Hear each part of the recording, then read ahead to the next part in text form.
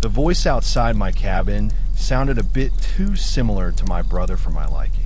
The problem was that my brother was asleep in the bunk above me.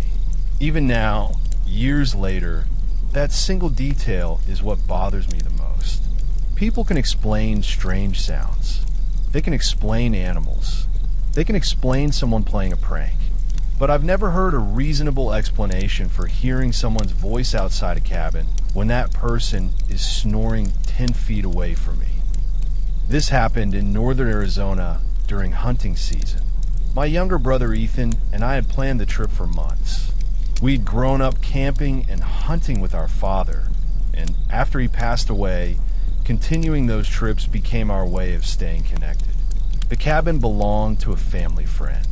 It sat alone in a heavily wooded area, nearly 40 minutes from the nearest town. There was no internet, no cell service, no nearby neighbors, just miles of forest and dirt roads. The cabin itself wasn't anything special. It was a small one-room structure with a wood stove, 2 bunk beds, and a tiny kitchen area. The nearest occupied property was several miles away. The isolation was part of why we liked it. Life felt quieter there.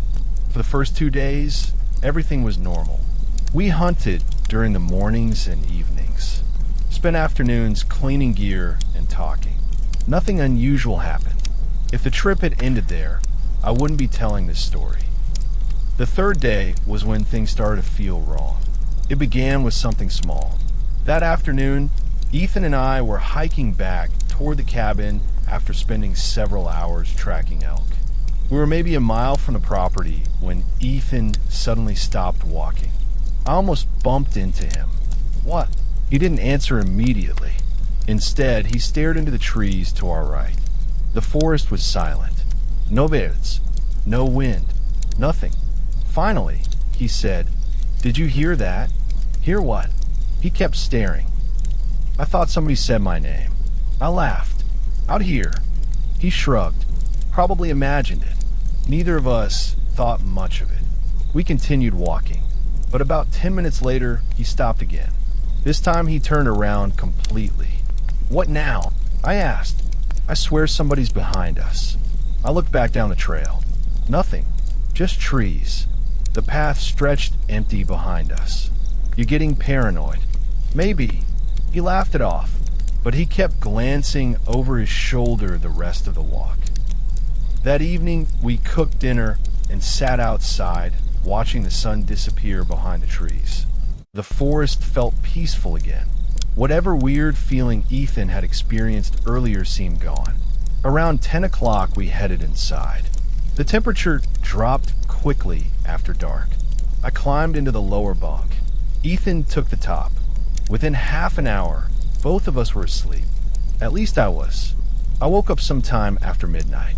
At first, I wasn't sure why. The cabin was dark. The fire in the stove had burned low. For several seconds, I just lay there staring at the ceiling. Then I heard it. Someone quietly speaking outside. I couldn't make out the words. The voice sounded distant, almost like a person standing somewhere among the trees. I sat up and listened. The voice came again, still too faint to understand. My first thought was that another hunter had wandered onto the property.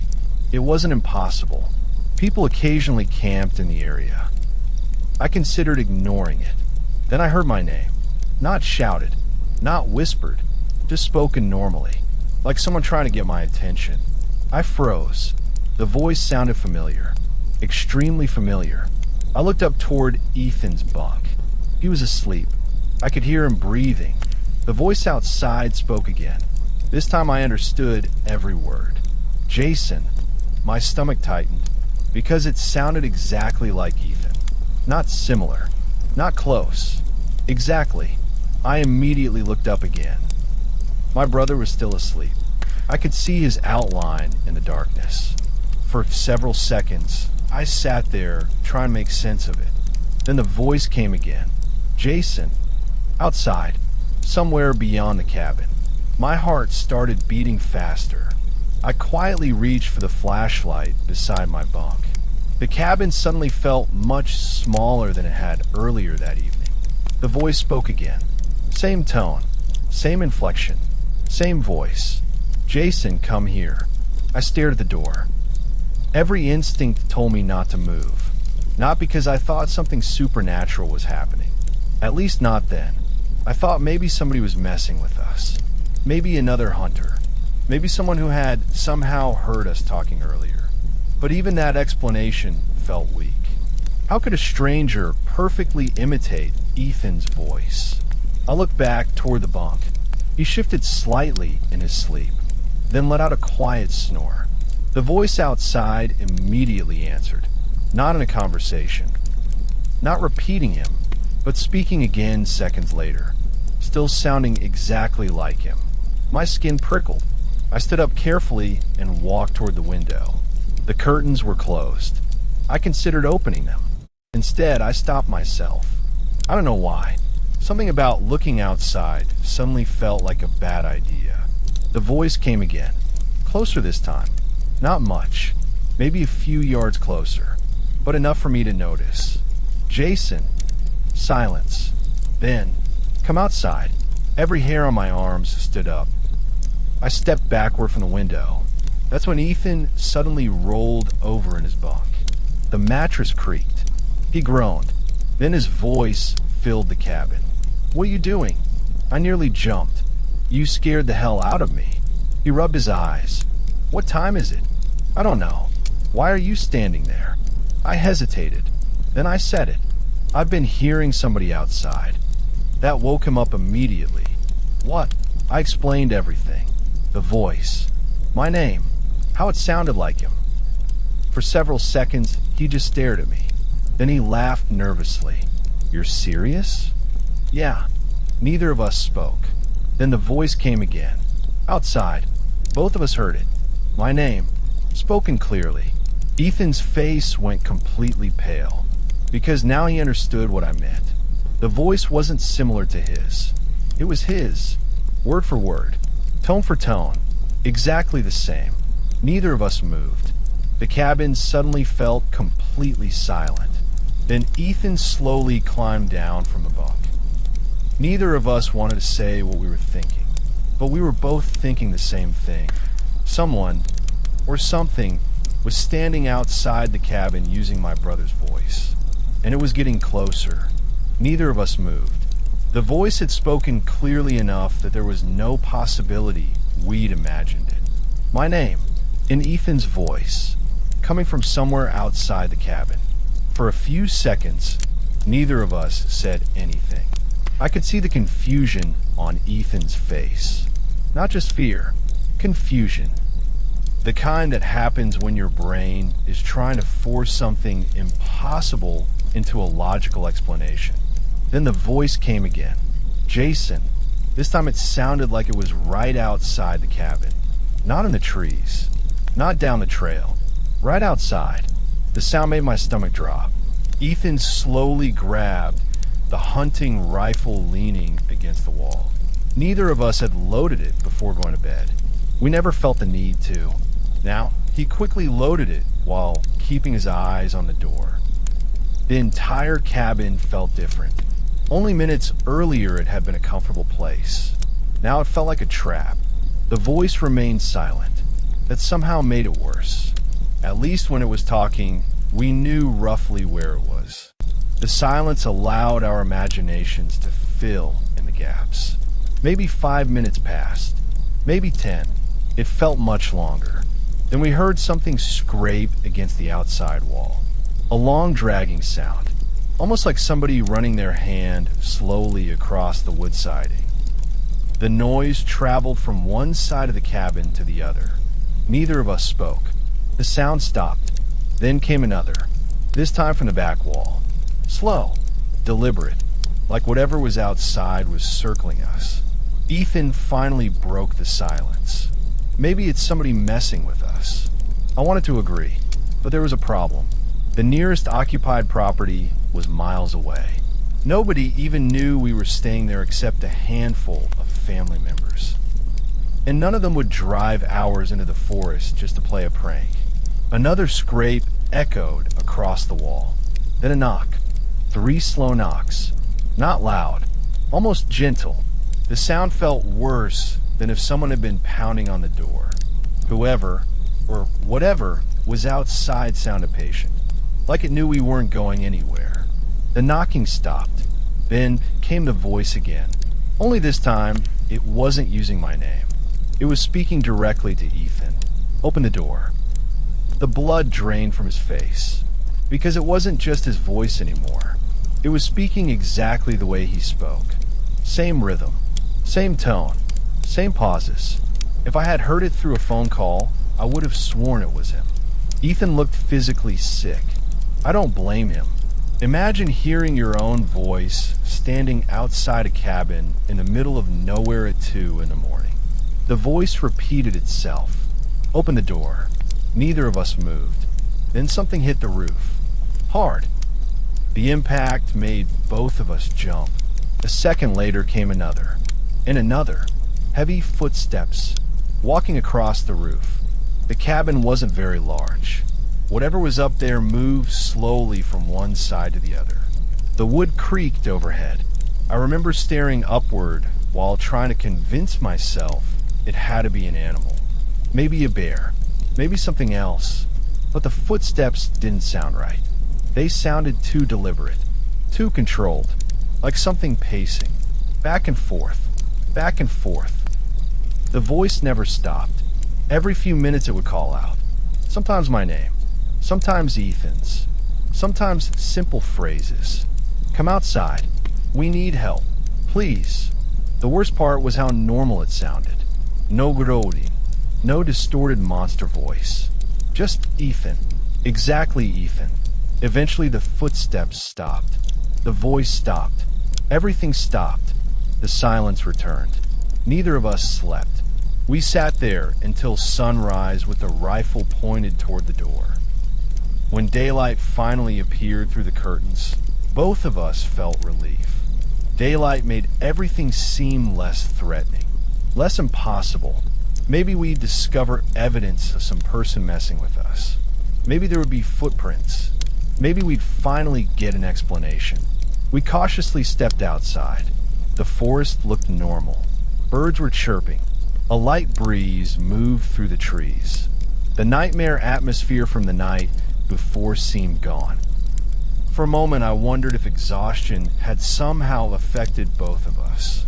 Then Ethan pointed toward the dirt beside the cabin. There were footprints. Lots of them. At first glance, they looked human. But the more we examined them, the stranger they became. The tracks approached the cabin from the woods, then circled it repeatedly, again and again, several loops around the structure, as if something had spent hours walking around us. But that wasn't the weird part. The weird part was the direction. Some prints faced toward the cabin. Others faced away. Several seemed to reverse direction without any logical movement. Almost like someone had walked forward while leaving tracks that suggested they were walking backward. Neither of us could make sense of them. The tracks eventually led toward the tree line, then vanished. Just disappeared. No continuation. No clear exit path. Nothing. As if whatever made them had simply stopped existing halfway through the forest floor. We packed our gear immediately. Neither of us felt like staying another night. Before leaving, I called the family friend who owned the cabin. I explained everything. The voice, the tracks, the footsteps. There was a long silence on the phone. Then he asked a question. Did it sound familiar? The question caught me off guard. I told him yes. It sounded exactly like Ethan. Another pause. Then he sighed and said something that neither of us liked hearing. You aren't the first people to tell me that. My heart dropped. What do you mean? He explained that over the years, several hunters had reported hearing familiar voices near the property. Family members, friends, people who weren't actually there. Most brushed it off. Others refused to return. He didn't know what caused it, and he clearly didn't want to discuss it further. The conversation ended quickly after that. Ethan and I drove home. Neither of us talked much during the drive. Partly because we were exhausted. Partly because neither of us wanted to revisit what happened. Months passed. Life returned to normal. The trip became something we rarely mentioned. Then one evening, nearly a year later, Ethan called me unexpectedly. His voice sounded uneasy.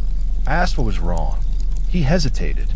Then he said something that immediately brought me back to that cabin. "Do you remember that night?" I told him yes. Of course I did. There was no way to forget it. He was quiet for a moment. Then he told me he'd been having trouble sleeping recently. Not because of nightmares. Not because of stress. Because sometimes late at night, he'd hear something outside his apartment. Not every night. Only occasionally. A voice. His own voice. Calling his name. He laughed nervously after saying it. Like he knew how ridiculous it sounded. I didn't laugh. Neither of us did. Because deep down we were both thinking the same thing. The thing that still bothers me years later. Whatever was outside that cabin never seemed interested in getting inside. It never tried forcing the door. It never broke a window. It never attacked. It just wanted us to come outside. And for reasons I'll probably never understand, it knew exactly whose voice we'd trust enough to follow. I've never gone back to that cabin. Neither has Ethan. And if I ever hear his voice calling me from somewhere, it shouldn't be again. I don't care how real it sounds. I'm not answering.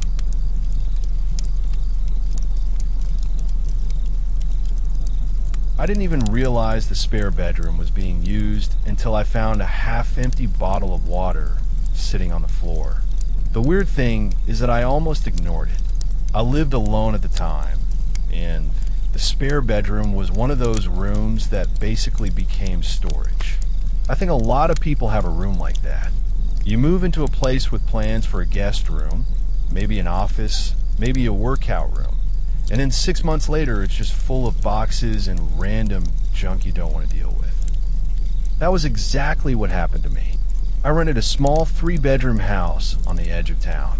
The rent was surprisingly cheap, which should have probably been a red flag.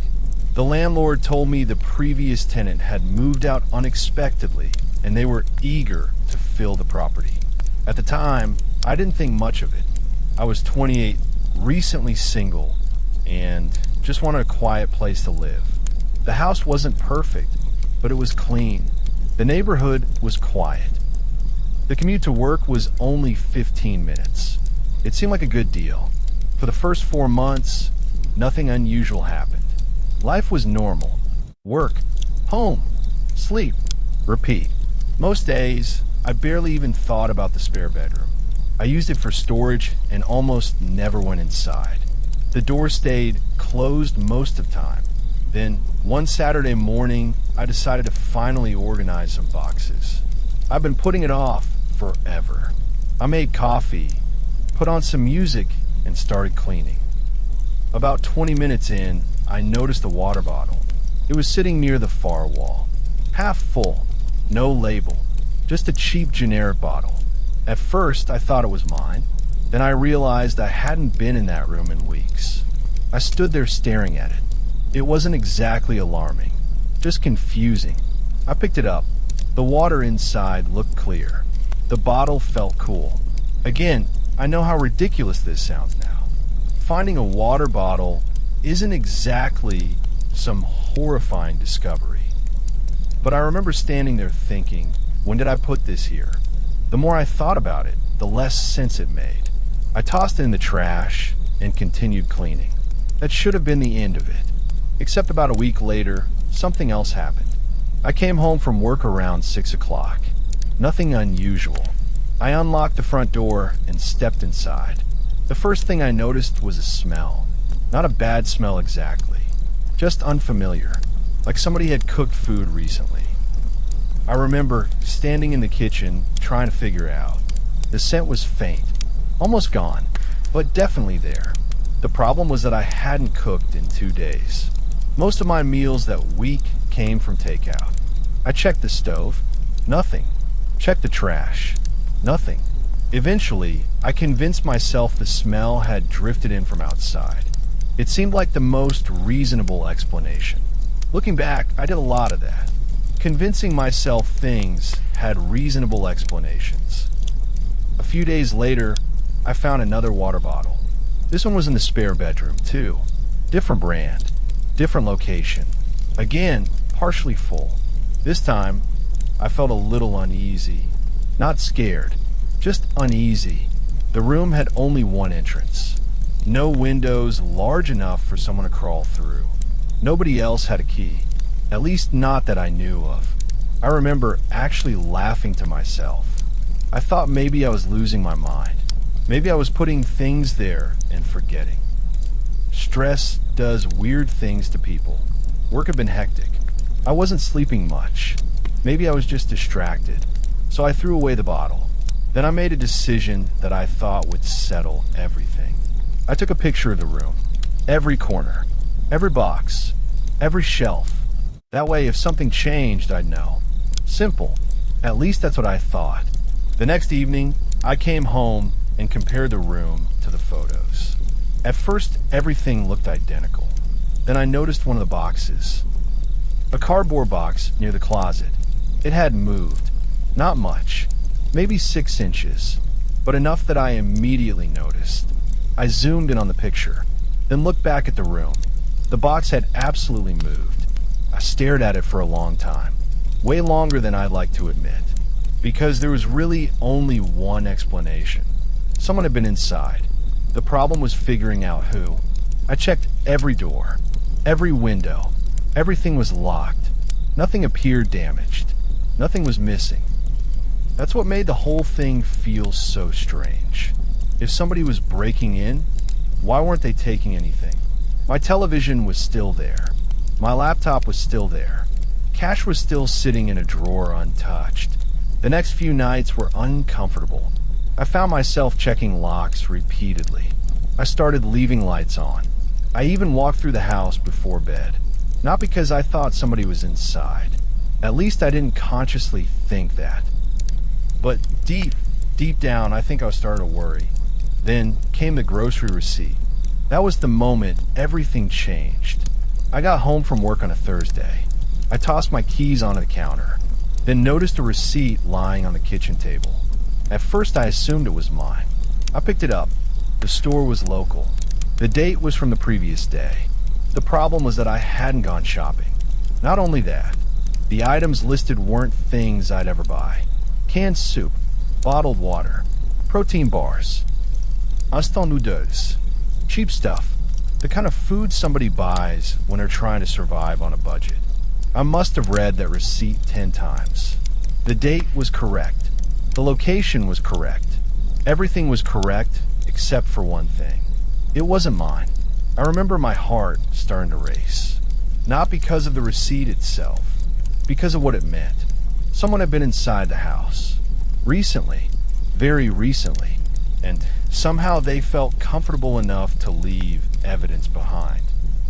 I walked through every room, closets, bathrooms, laundry room, everywhere. Nothing. The house was empty. Still, I couldn't relax. That night, I barely slept. Every little noise made me sit up. Every creak sounded suspicious. At around 2 in the morning, I heard something. A soft sound, almost like movement.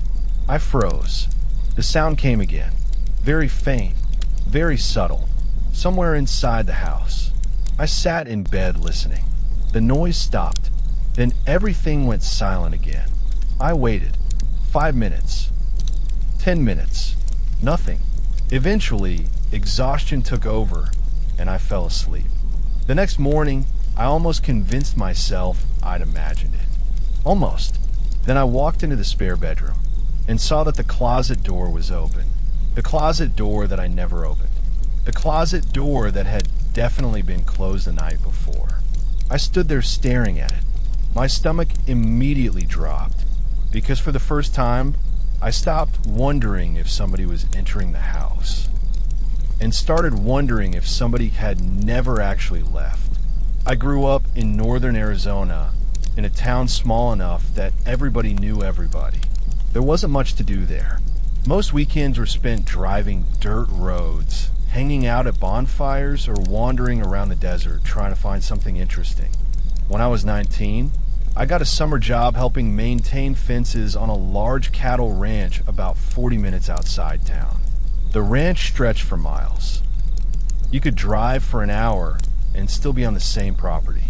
Most of it was empty desert broken up by patches of scrub brush, dry washes, and rocky hills.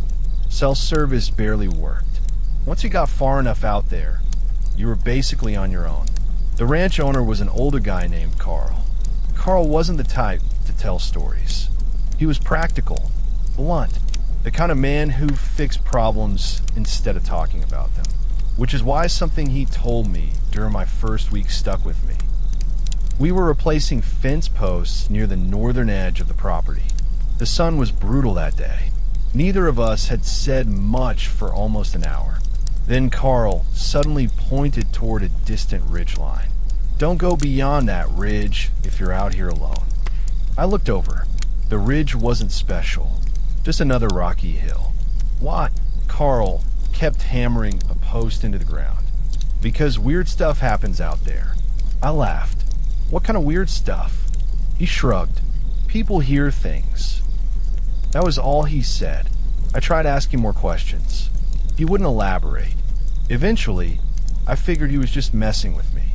A lot of older ranchers like scaring younger workers.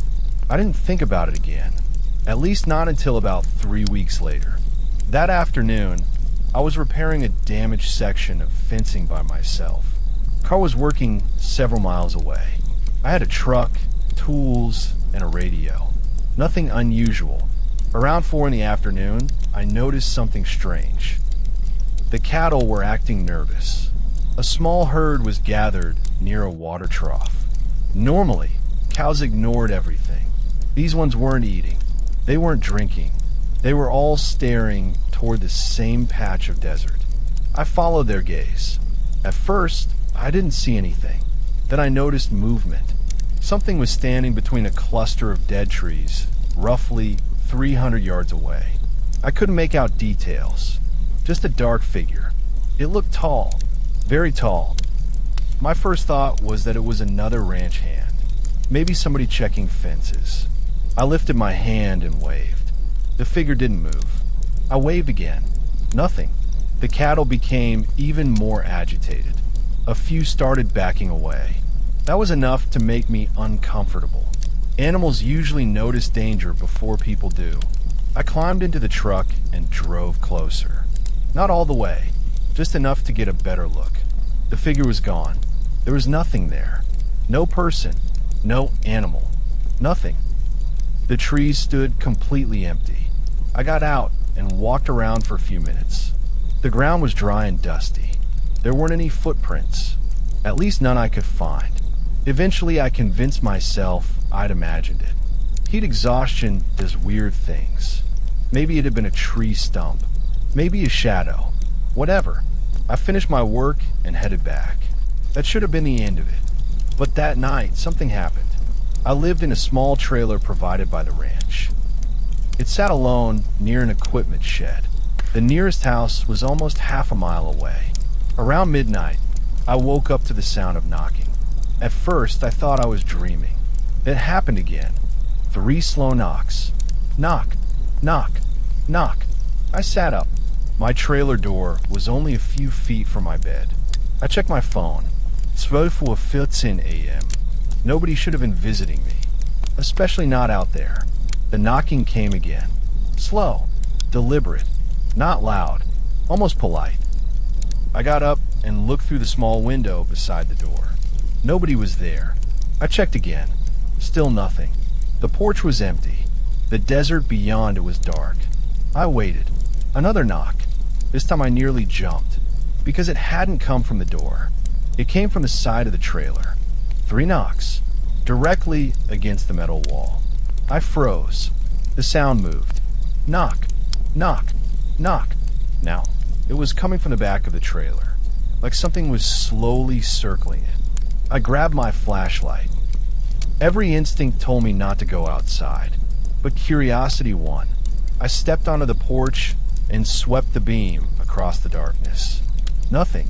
No people. No animals. No movement. The desert looked completely empty. The sound stopped.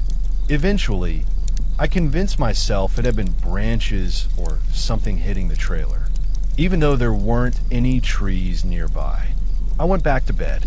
The next morning, I mentioned it to Carl. His reaction surprised me. He stopped what he was doing and stared at me. "How many knocks?" "3. His expression changed immediately. Not fear exactly, but concern. Real concern. He asked where I'd heard them. I explained everything. The door, the walls, the back of the trailer. Carl was quiet for a few seconds. Then he said something that made my stomach sink. "Don't answer if it happens again." I laughed nervously.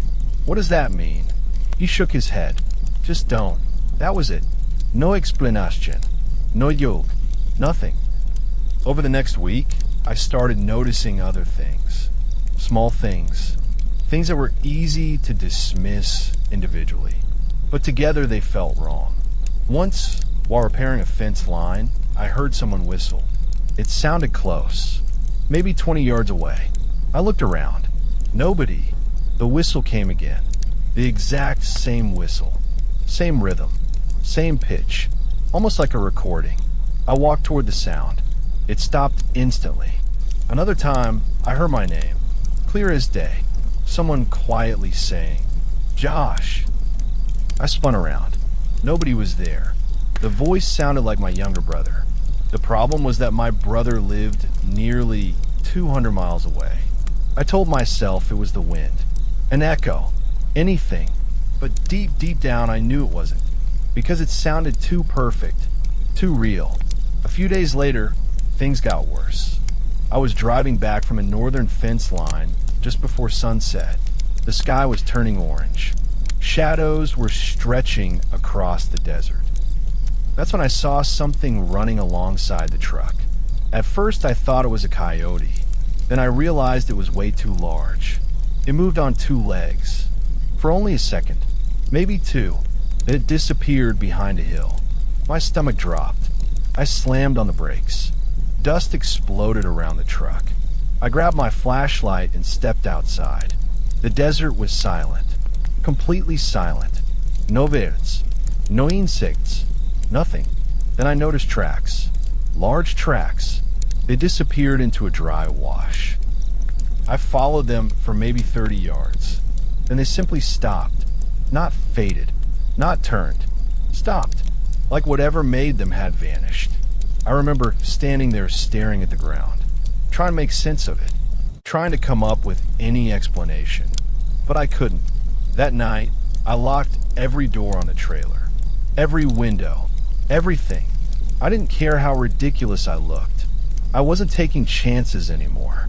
Around 2 in the morning, I woke up again. This time, there wasn't any knocking.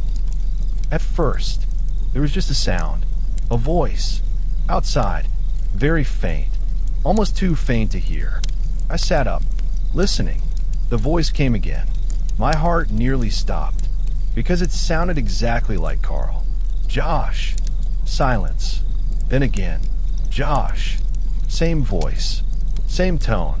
It sounded like Carl standing right outside my trailer. But something about it was wrong. Very wrong. The words were perfect. The voice wasn't. It felt empty.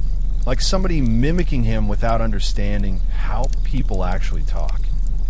Then came the part I'll never forget.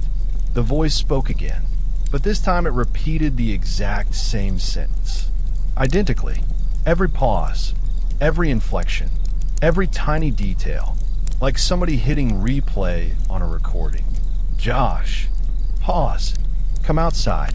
Then immediately, "Josh." Pause. "Come outside." Exactly the same. Not close. Identical. Every hair on my body stood up. No human talks like that. Nobody. I stayed frozen in bed. The voice continued, repeating itself. Again, and again, and again, for nearly 15 minutes. Then suddenly it stopped. The silence afterward felt even worse. Because I knew something had been out there. and I knew it wanted me to open that door. I didn't sleep for the rest of the night. The next morning, I packed my things and drove straight to Carl's house. When I told him everything, he didn't look surprised. Not even a little. He just stared out toward the desert, then quietly said, "You're not the first person." I asked him what that meant. Carl took a long breath.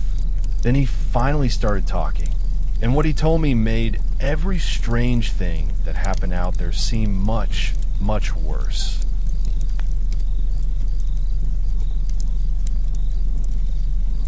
I'm 27 years old, and for most of my life, I never really believed in stories about strange things happening in the woods. I grew up in a pretty normal suburban area, the kind of place where the biggest problems were traffic, noisy neighbors, and people forgetting to bring their trash cans back in after garbage day. I wasn't someone who believed in ghosts, monsters, or anything supernatural. Honestly, I was the type of person who would usually roll my eyes when someone told a story about seeing something they couldn't explain. I always assumed there was probably a normal explanation. A strange animal, a person messing around, someone misremembering what they saw. That's just how I thought. At least, that's how I thought before I moved to a small cabin in northern Michigan. At the time, I was going through a pretty stressful period in my life. I had recently left my job after working there for almost 6 years, and I was trying to figure out what I wanted to do next. I had some savings, but not enough to sit around in the city paying expensive rent while I looked for another career. A friend of mine owned a small cabin that he barely used. It was located several miles outside a small town surrounded by forests and farmland. He offered to let me stay there for a few months while I figured things out. At first, I thought it was perfect. I'd always liked the outdoors. The idea of waking up surrounded by trees sounded peaceful. No traffic, no neighbors, no constant noise, just quiet. And honestly, after years of working a stressful job, that's exactly what I wanted. The cabin itself was nothing fancy. It was a small one-bedroom place with an old wood stove, a tiny kitchen, and a porch overlooking the forest. There was no internet. Cell service was almost non-existent. The closest gas station was about 20 minutes away. It was isolated, but not completely abandoned. There were a few other houses scattered around the area. The nearest neighbor was probably half a mile down the road. When I first moved in, everything was great. The first few weeks were honestly some of the most relaxing weeks I'd had in years. I would spend my mornings drinking coffee on the porch. During the day, I'd work on updating my resume and applying for jobs. At night, I'd sit outside and listen to the sounds of the forest. The first thing I noticed was how different the silence was. When you live in a city, you never experience true silence. There's always something. Cars driving by, people talking, a dog barking, something. But out there, sometimes it felt like the entire world had disappeared. At first, I loved it, but after a while, I started noticing something strange. The forest wasn't always quiet. Sometimes it was too quiet. I don't know how else to explain it. There were moments where I would step outside and realize there wasn't a single sound. No birds. No insects, nothing moving, just complete silence. I never thought much of it. I figured maybe animals just moved around at different times. I wasn't an outdoors expert. I didn't know what was normal. The first strange thing that happened was probably around a month after I moved in. It was late afternoon. I was sitting on the porch drinking a beer when I heard someone yell my name. "Hey." I immediately looked up. At first, I thought it was my neighbor. The voice sounded like a man. It sounded like it came from somewhere near the tree line. I stood up and looked around. "Hello." No answer. I waited a few seconds. Then I heard it again. "Hey." This time it sounded farther away. I walked toward the edge of the yard. I couldn't see anyone. I called out again. "Is someone there?" Nothing. Eventually, I convinced myself it was probably someone on the road. Maybe a hunter. Maybe a neighbor calling out. I went back inside. I didn't think much about it. The reason I bring this up is because looking back, that was probably the first time something happened that I couldn't explain, but at the time, I ignored it. A couple weeks later, something else happened. I had started taking walks through the woods around the cabin. There was an old trail behind the property that I would follow sometimes. It wasn't really a hiking trail, more like an old path people used years ago. I would usually walk for an hour or two just to clear my head. One afternoon, while walking, I noticed something strange. There was a tree about 50 yards ahead of me, and behind it, I saw what looked like a person standing there. At first, I thought someone else was hiking. I actually felt relieved, because after spending so much time alone, seeing another person out there felt almost comforting. I raised my hand. Hey, the figure didn't move.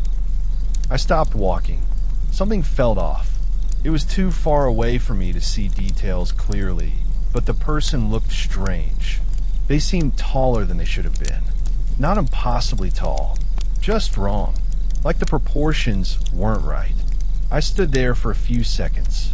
Then I took a step forward. The figure moved behind the tree. I assumed they were walking away. I kept going. When I reached the tree, there was nobody there. I looked around. Nothing. The trail continued straight ahead. There was nowhere someone could have gone without me seeing them. I walked around the area for several minutes. No footprints. No broken branches. Nothing. I remember feeling embarrassed, because I started wondering if I had actually seen anything at all. Maybe it was a shadow. Maybe the shape of the tree. Maybe my eyes played a trick on me. I went home and forgot about it, or at least tried to. The next few weeks were when things started getting harder to ignore. I began noticing that things around the cabin weren't always where I left them. Small things. Nothing major. The first time, I thought I was just forgetting. I would leave my tools on the porch, then find them moved a few feet away. I would close the gate near the driveway, then find it open. I would sometimes wake up and notice that the outdoor chairs had been moved. Again, nothing that proved anything. The wind could move things. Animals could move things. I knew that. I kept telling myself that. But then one night, something happened that made me start questioning everything. It was around 1 a.m. I was lying in bed watching a movie on my laptop. The cabin was completely dark except for the light from the screen. I remember hearing a noise outside. At first, it sounded like footsteps. Slow footsteps, walking around the cabin. I paused the movie. I listened. Step. Pause. Step. Pause. Someone was walking outside. I immediately assumed it was a person. My first thought was that maybe someone was lost. Maybe a hunter. Maybe someone needed help. But then I realized something. The footsteps weren't walking toward the door. They were just walking in a circle around the cabin. Slowly, like whatever was outside was inspecting the place. I sat completely still. I didn't even want to move because I didn't want whoever was outside to know I was awake. The footsteps continued, around the side of the cabin, then behind it, then back toward the porch. I grabbed my phone. No service. Of course. I looked toward the window. The curtains were closed, but there was a small gap. I could see movement outside, a shadow passing across the wall. That's when I realized something. The person outside wasn't walking normally. The footsteps were uneven, almost like they were dragging one foot. Then suddenly, the footsteps stopped, right outside my bedroom window. I stared at the curtain, waiting. I don't know how long I sat there. Maybe 30 seconds. Maybe 5 minutes. It felt like forever. Then I heard something. A voice. Very quiet. Almost a whisper. Hello. My entire body froze. Because I recognized the voice. It was mine. I don't think I've ever experienced a feeling quite like that before. Hearing my own voice come from outside my bedroom window was something my brain just couldn't process. For a few seconds, I honestly convinced myself I was still half asleep. That maybe I had heard something from the movie I was watching. Maybe my mind had just filled in a rest. because the alternative was something I didn't want to think about. I stayed completely still. I didn't answer. I didn't move toward the window. I just sat there listening. After a few seconds, the voice came again. Hello. My voice. Exactly. Same tone. Same way I would normally say it. But something about it was wrong. The best way I can describe it is that it sounded like something had learned how to copy me, but didn't actually understand me. Like it knew what words to say, but not why a person would say them. I sat there for probably another minute before I heard the footsteps again, slowly moving away from the window, across the porch, around the side of the cabin, then into the woods. I didn't sleep at all that night. The next morning, I immediately went outside to look around. Part of me expected to find some obvious explanation. Maybe someone had been messing with me. Maybe there were footprints. Maybe there was some evidence that would make everything make sense. But when I stepped onto the porch, I noticed something that made my stomach drop. There were footprints in the dirt. They were right below my bedroom window. At first, I felt relieved, because at least I knew I wasn't imagining it. Something had actually been there. But the longer I looked at them, the worse I felt. They didn't look like normal footprints.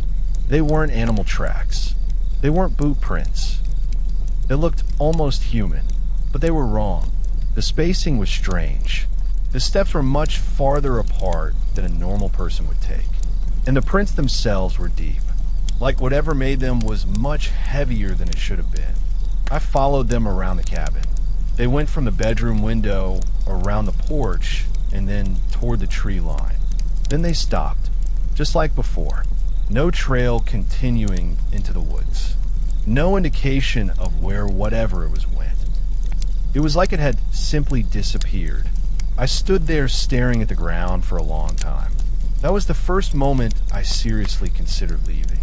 Not because I thought I was in danger. Not yet. But because I realized I was completely alone. If something happened out there, nobody would know. Nobody would hear me. Nobody would come looking. I decided to call my friend who owned the cabin. I had to drive almost 20 minutes before I got enough service to make the call. When he answered, I explained everything. At first, he laughed. Not in a rude way. More like he thought I was telling him about a weird animal encounter. But when I mentioned the voice copying mine, his tone changed. He got quiet. Then he asked me a strange question. Did it say anything else? I told him no. He was silent for a few seconds. Then he said, "Listen, I don't know what you saw. I'm not saying I know what it was. But if you hear anything like that again, don't answer." I remember feeling annoyed, because it sounded like he was avoiding the question. I asked him what he meant. He told me the area had stories. I laughed. I thought he was joking. He wasn't. He explained that people who lived around there had talked about strange things in the woods for generations. Things calling out. Things imitating voices. Things appearing far away and then being gone when people got closer. I told him I wasn't interested in ghost stories. I wanted a real explanation. He said, "That's the problem. Nobody really has one." I didn't like that answer, but I also couldn't stop thinking about it. For the next few days, nothing happened. Part of me started wondering if I had overreacted. Maybe someone had been messing with me. Maybe there was some reasonable explanation. I wanted there to be, because the alternative was too uncomfortable. Then, about a week later, it happened again. This time during the day. I was outside splitting firewood when I heard someone behind me. "Hey!" I turned around immediately. Nobody was there. I looked toward the driveway. Nothing. Then I heard it again. "Hey!" The voice was coming from the woods. I froze, because this time I knew exactly what it was doing. It wasn't calling for help. It wasn't trying to get my attention. It was copying the exact same word I had heard before. I grabbed my axe and slowly backed toward the cabin. I don't know why I brought the axe. Looking back, it probably wouldn't have helped. But holding something made me feel slightly less helpless. As I reached the porch, I heard something else. A laugh. Not a normal laugh. It sounded forced. Almost like someone trying to remember how laughing worked. I locked the door behind me and stayed inside for the rest of the day. That evening, I decided I was leaving. I didn't care about saving money. I didn't care about finishing my time there. I packed everything I could fit into my car. I planned on leaving first thing in the morning. But that night, something happened that made me leave immediately. Around 11 p.m., I was lying in bed when I heard movement outside. Not footsteps this time. Something heavier. Something moving through the trees. I sat up and listened. At first, I heard branches breaking. Then silence. Then something hit the side of the cabin. Hard. The entire wall shook. I jumped out of bed. Another hit. This time near the back door. I grabbed my phone. Still no service. I grabbed my keys and slowly moved toward the front door. I wanted to leave. I didn't care where I went. I just needed to get away. As I reached the door, I heard something outside.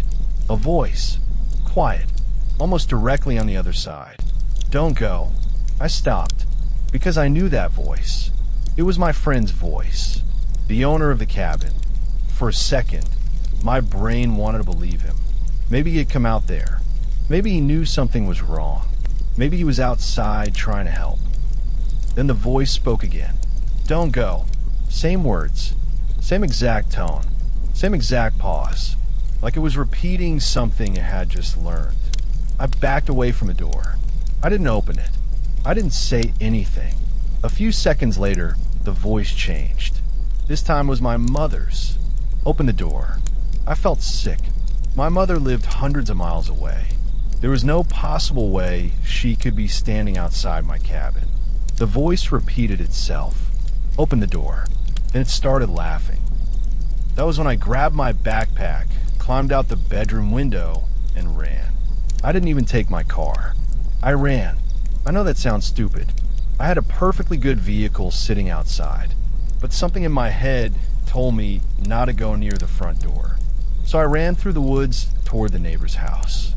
I had no idea where I was going. I was just moving. Branches hit my face. I tripped several times. I kept expecting to hear something following me, but the forest was completely silent. Too silent. Eventually, after what felt like forever, I saw lights. It was my neighbor's house.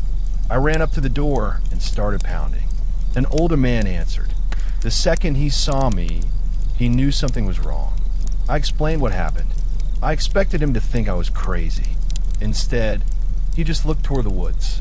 Then he said something I'll never forget. You heard it too? I didn't know what to say. I asked him what he meant. He told me that years earlier, before he built his house, he had a similar experience. He said he never talked about it because people would think he was crazy. He told me about hearing his wife's voice outside when she was asleep inside. He told me about seeing something standing at the edge of his property that would disappear whenever he looked directly at it. He told me about neighbors who refused to go into certain parts of the woods after dark. I stayed at his house that night. The next morning, I packed my things and left. I never spent another night at that cabin. A few months later, I asked my friend if he had ever experienced anything strange there. At first, he said no. Then he admitted something. The reason he stopped using the cabin wasn't because he got busy. It was because years earlier, he had heard something outside calling his name. He said he never told me because he didn't want to scare me away from staying there. I was honestly angry when he told me that, because if I had known, I never would have gone. I've thought about that experience a lot since then. I still don't know what was out there. I don't know if it was some kind of animal. I don't know if there was someone messing with me. I don't know if there is any explanation that actually makes sense. But I do know one thing. Whatever was outside that cabin knew my voice. It knew my friend's voice. It knew my mother's voice. And whatever it was, it wanted me to open that door.